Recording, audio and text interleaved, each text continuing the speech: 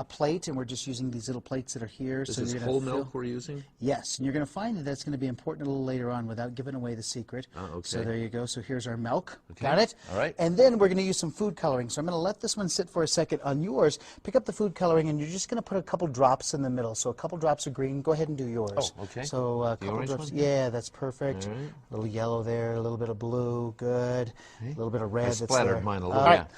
So we want the milk to move, and believe it or not, to get the milk to move around so we see a burst of color, we're going to use Dawn dish soap. All right, so just any hand dish soap, but we're going to use this as our piece there. And we have some cotton swab. So go ahead and take your cotton swab, dip it down into the soap, and then kind of work it off to the side so it's not super drippy.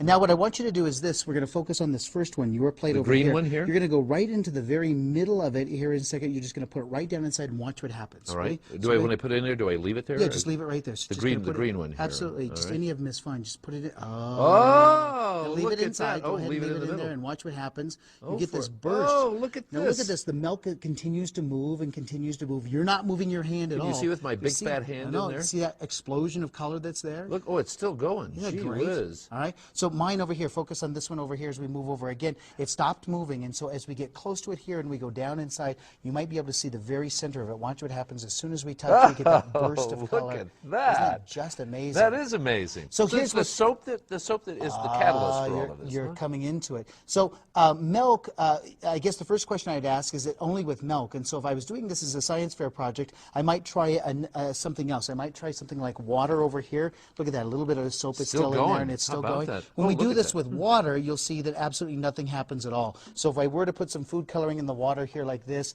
and then try to put this in here, it doesn't move around. Yeah. It gives us an initial little, it moves out of the way, but then it doesn't move around like you see with the other ones.